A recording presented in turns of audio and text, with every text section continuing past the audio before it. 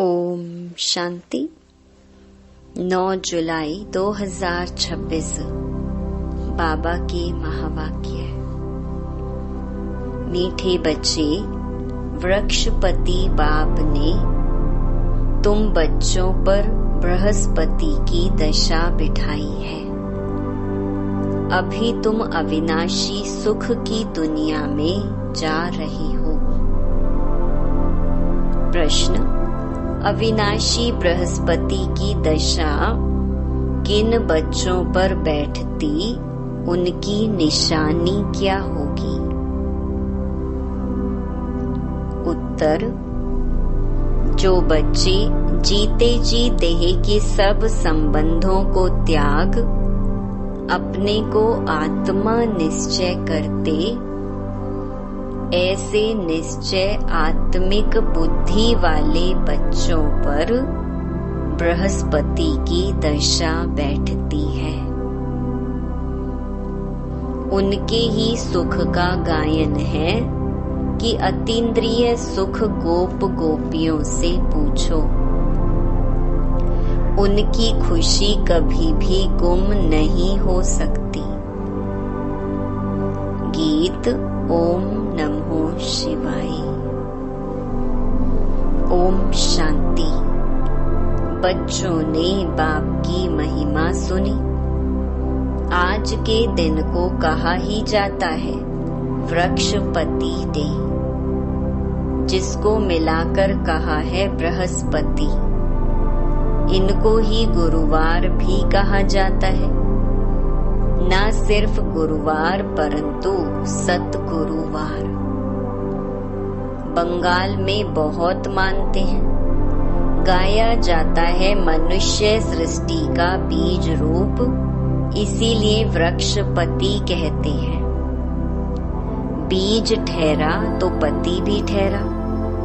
वृक्ष के बीज को बाप भी कहेंगे। उनसे वृक्ष उत्पन्न होता है। यह है मनुष्य सृष्टि रूपी झाड़। इनका बीज ऊपर में है। तुम जानते हो हम बच्चों पर अब अविनाशी वृक्षपति की दशा है, क्योंकि अविनाशी स्वराज्य मिल रहा है। सतयुग को कहा ही जाता है अविनाशी सुख धाम। कलयुग को कहा जाता है विनाशी दुख धाम। अभी दुख धाम का विनाश होना है। सुख धाम अविनाशी है।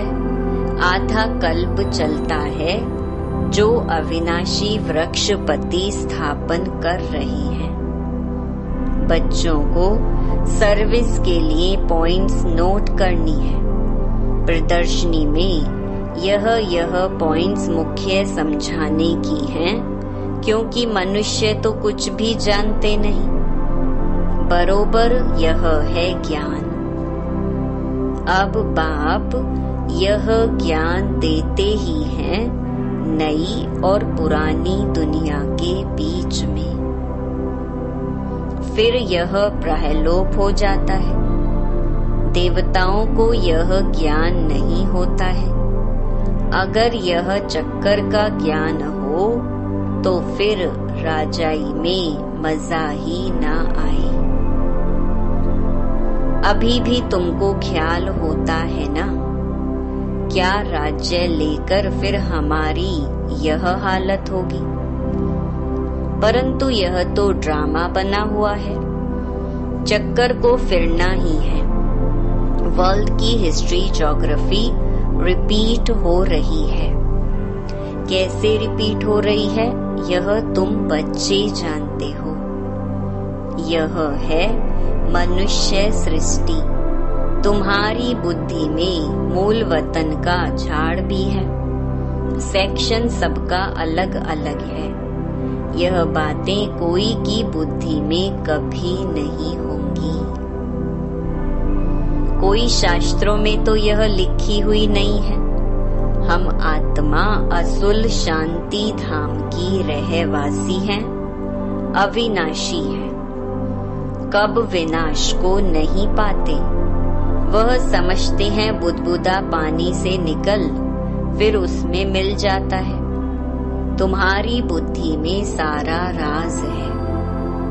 आत्मा अविनाशी है जिसमें सारा पार्ट नोंधा हुआ है।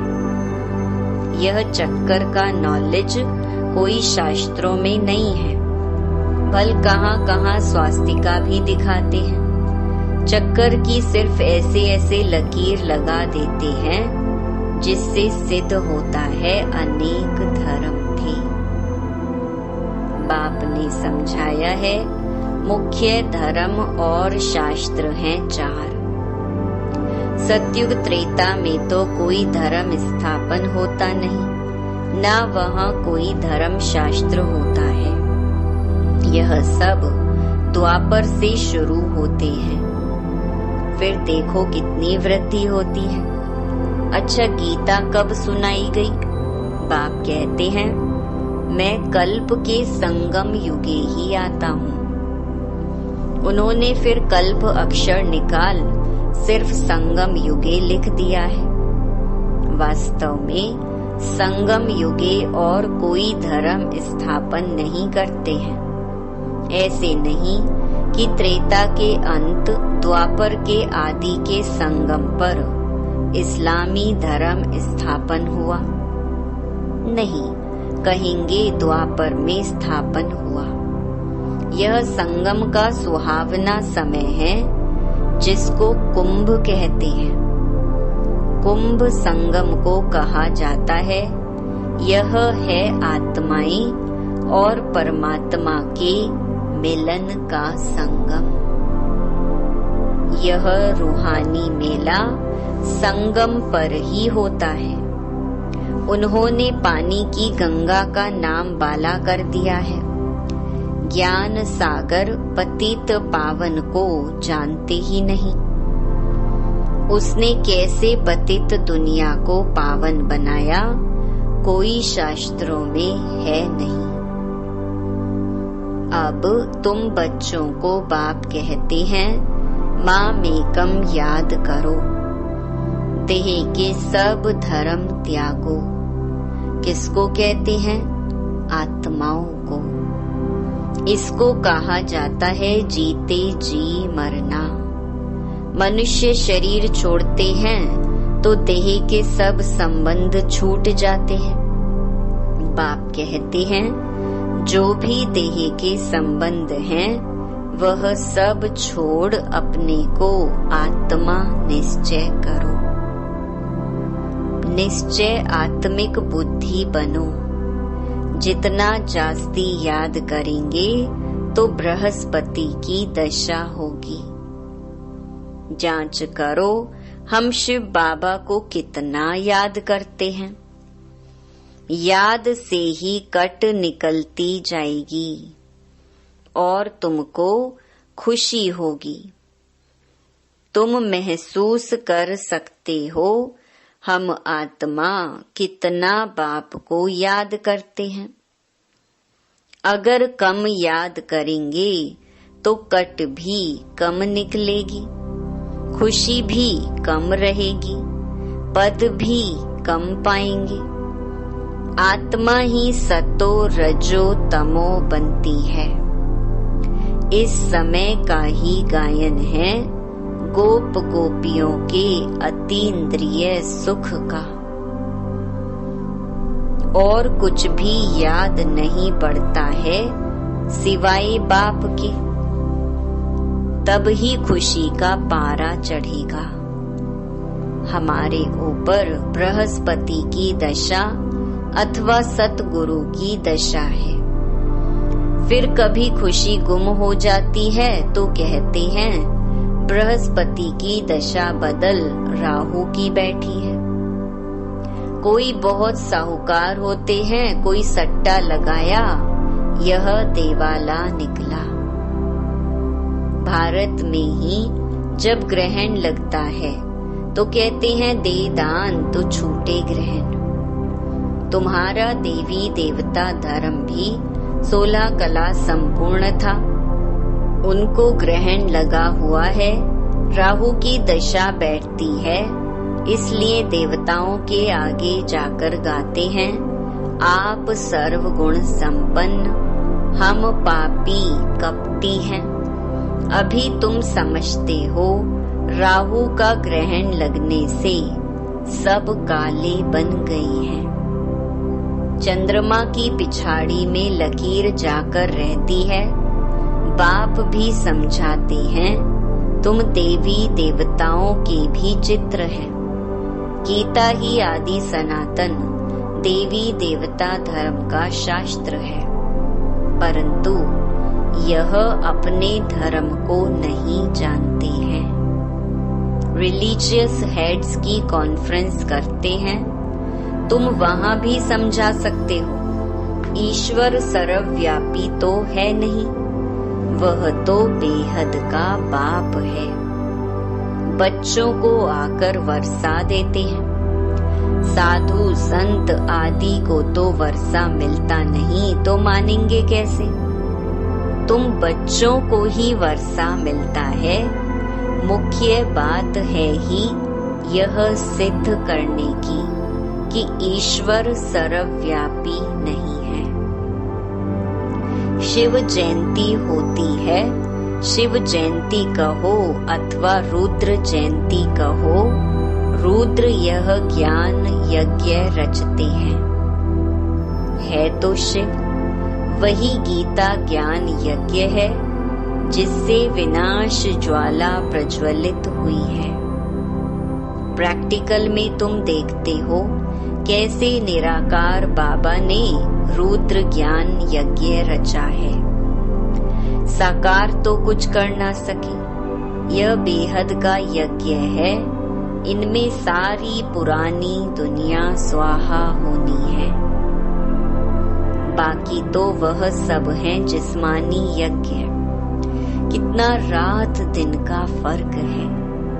बाप कहते हैं यह रुद्र ज्ञान यज्ञ है, विनाश भी होना है। तुम जब पास हो जाएंगे, पूरा योगी और ज्ञानी बन जाएंगे, तो फिर तुम्हारे लिए नई दुनिया स्वर्ग चाहिए। नर्क का जरूर विनाश चाहिए। राजस्व अश्वमेध अक्षर भी ठीक है। घोड़े को स्वाहा करते हैं, वास्तव में है तुम्हारा यह रथ। एक दक्ष प्रजापति का भी यज्ञ रचते हैं, उनकी भी कहानी है। अब तुम बच्चों को कितनी खुशी होनी चाहिए। हमको वृक्षपति बाप पढ़ा रहे हैं, हमारे ऊपर अब बृहस्पति की दशा है। हमारी अवस्था बहुत अच्छी है। फिर चलते चलते लिखते हैं, बाबा हम तो मूंझ गए हैं। पहले हम बहुत खुशी में थे, अब पता नहीं क्या हुआ है। यहाँ आकर बाप का बनना बड़ी यात्रा है। वहाँ तीर्थ यात्राओं पर जाते हैं तो कितने पैसे खर्च करते हैं। अब यहाँ तो दान करने की बात नहीं, इनमें कुछ भी पैसा खर्च नहीं करना है। वह है जिस्मानी यात्राएं, तुम्हारी है रूहानी यात्रा। जिस्मानी यात्रा से फायदा कुछ भी नहीं। गीत में भी है ना, चारों ओर लगाए फेरे, फिर भी जन्म जन्मांतर दूर रहे। अभी तुम समझते हो कितनी ढेर यात्राएं की होंगी। कहाँ न कहाँ मनुष्य जाते जरूर हैं। हरिद्वार में गंगा जी पर जरूर जाते हैं। पतित पावनी गंगा समझते हैं ना। अब वास्तव में तुम हो सच्ची सच्ची ज्ञान गंगाएं। तुम्हारे पास भी बहुत आकर ज्ञान स्नान करते हैं। बाबा ने समझाया है, सतगुरु एक ही है, सर्व का सदगति दाता, सिवाय एक सतगुरु के और कोई गुरु नहीं। बाप कहते हैं, मैं तुमको कल्प कल्प संगम युग पर आकर सदगति दे पुजारी से पूज्य बनाता हूँ। फिर तुम पुजारी बन दुखी बन जाते हो। यह भी अभी पता पड़ा है। बरोबर हमारा आधा कल्प राज्य चलता है, फिर द्वापर में हम 100 देवी देवता वाम मार्ग में चले जाएंगे। जब रावण राज्य शुरू होता है तब से ही वाम मार्ग शुरू होता है। उनकी भी निशानियां हैं। जगन्नाथ के मंदिर में जाओ तो अंदर काली मूर्ति है, बाहर में देवताओं के गंदे चित्र हैं। उस समय अपने को भी थोड़े ही समझ में आता था कि क्या है। विकारी मनुष्य विकारी दृष्टि से देखेंगे तो समझते थे देवताएं भी विकारी थे। यह लिखा हुआ है, देवताएं वाम मार्ग में जाती हैं। ड्रेस भी देवताओं की दी है। यहाँ भी दिलवाड़ा मंदिर में जाओ तो ऊपर में स्वर्ग लगा हुआ है, नीचे तपस्या में बैठे हैं। इन सब राजों को और कोई जानते नहीं है। बाबा का तो अनुभवी रथ है ना। तुम बच्चे अब समझ रहे हो, आत्माएं और परमात्मा अलग रहे बहुकाल। तुम जो पहले अलग हुए हो, फिर तुम ही आकर पहले मिलते हो। सतयुग का फर्स्ट प्रिंस है श्री कृष्ण। श्री कृष्ण का बाप भी तो होगा ना। श्री कृष्ण के माँ बाप का इतना कुछ दिखाते नहीं हैं, सिर्फ दिखाते हैं माथे पर रखकर नदी से उस पार ले गया। राजाई आदि कुछ नहीं दिखाई है। उनके बाप की महिमा क्यों नहीं है? अभी तुम जानते हो, इस समय श्री कृष्ण की आत्मा ने अच्छी रीति पढ़ाई पढ़ी है, जिस कारण माँ बाप से भी ऊंच पद पाया है। तुम समझते हो हम श्री कृष्ण की राजधानी में थे, स्वर्ग में तो थे ना। फिर हम चंद्रवंशी बने, अब फिर सूर्यवंशी बनने के लिए श्रीमत पर चल पावन बन, पावन दुनिया के मालिक बनेंगे। हर एक अपनी अवस्था को देख सकते हो। अगर हम इस समय शरीर छोड़ दें तो किस गति को पाएंगे? हर एक समझ सकते हैं। जितना बाप को याद करेंगे उतने विकर्म विनाश होंगे। मनुष्य के ऊपर कोई आफतें व दुख आता है, वह देवाला निकालते हैं तो साधुओं का जाकर संग करते हैं। फिर मनुष्य समझते यह तो भगत आदमी है, ठगी थोड़े ही करेंगे। ऐसे ऐसे भी 2-4 वर्ष में बहुत धनवान हो जाते हैं। उन्हों के बहुत छुपे हुए पैसे होते हैं। हर एक अपनी बुद्धि से समझ सकते हैं। तुम्हारे में भी बहुत हैं जो बहुत कम याद करते हैं। इसीलिए बाबा कहते हैं, अपना कल्याण चाहते हो तो अपने पास नोटबुक रखो, चार्ट नोट करो। हम सारे दिन में कितना समय याद में रहे। मनुष्य तो सारी जीवन की भी हिस्ट्री लिखते हैं। तुमको तो सिर्फ याद का चार्ट लिखना है, अपनी ही उन्नति है। बाबा को याद नहीं करेंगे तो ऊंच पद पा नहीं सकेंगे।